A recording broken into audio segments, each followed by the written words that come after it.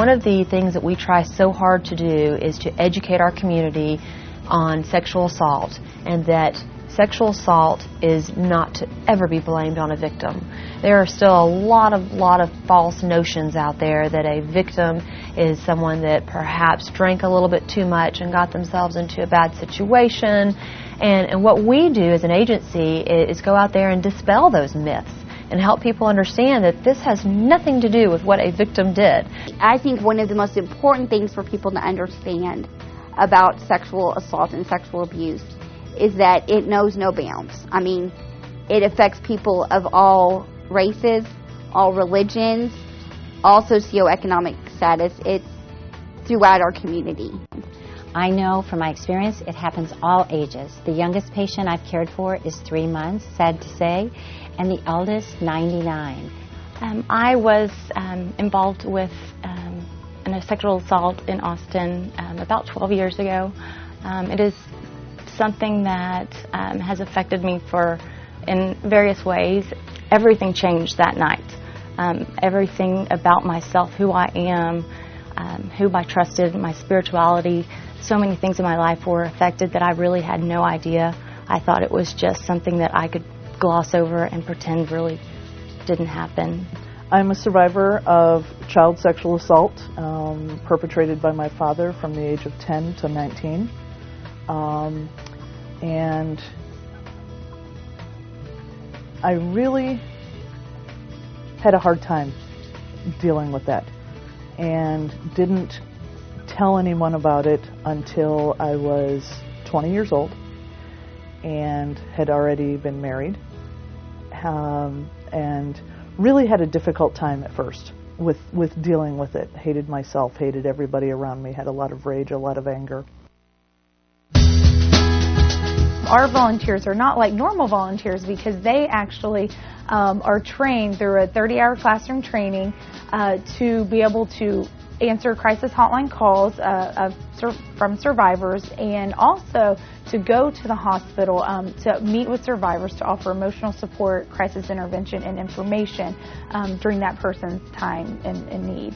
When they arrive at the hospital, we are fortunate within our team to be working with the Turning Point, who always sends a volunteer advocate to support the patient and also to assist the nurse, the examining nurse, where needed.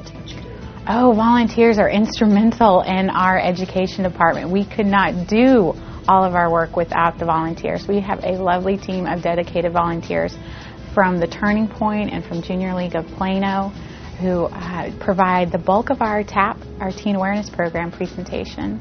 I absolutely love interacting with the young people in Collin County and to provide them with information that will give them education and awareness about sexual violence, so that they hopefully won't find themselves in a position where they are harmed one day. And if they have been, they know that help is available.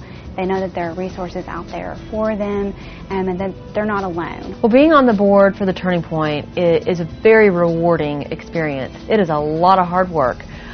We put a lot of time into this agency because the board is essentially does a lot of the fundraising. The board is very active in its involvement. When we talk about our monthly board meetings, when we talk about annual events that we have to do as an organization, we're all tied in together as a unit, so to speak, and we support each other. To me, being able to be involved in a way that helps to prevent sexual assault and to show the signs of sexual assault is paramount. And then second to that, of course, is that we can't avoid the fact that it happens. And being involved in a way that helps people to survive and to come out of it on the other side with a healthy aspect of their lives is, to me, very important. The Turning Point is probably one of the best organizations I have ever worked for. They're very caring people. They're very on top of all the latest laws. They work well with law enforcement. They've done an excellent job of training both the volunteers and the nurses that do these exams, and integrating all of it together to work for the survivors. What I do is to upgrade the website, for lack of a better term, but more important to me is the ability to take the technology that we have to take websites, the ability to communicate, put that in some place that can be used internally and externally, so that not only can we solve problems, or more importantly, that the counselors and the volunteers can solve problems, but they're not as burdened down by the everyday operational aspects. Roughly 100% of all profit goes directly back into the Turning Point to help these victims and survivors, and also to make sure that we can continue, we invest the money so that we can continue supporting the Turning Point in the long term. What is challenging for us is getting that message out and getting people to understand how valuable their donation really is, that it makes such a huge impact on lives. If it weren't for agencies like the Turning Point, we would have so many more damaged people who turn to drugs, who turn to alcohol, substance abuse,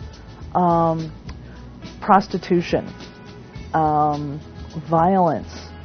It would just, because you have to be able to expel those emotions and work through them. Otherwise they stay inside, and you follow a path, you're more likely to follow a path of destructive behaviors. I feel like the Turning Point offers services that are invaluable, because having those people there, one, that have been there and gone through that pain and understand, really are there to assist the victim or the survivor in any way possible. The services provided by Turning Point to survivors is invaluable. You can't imagine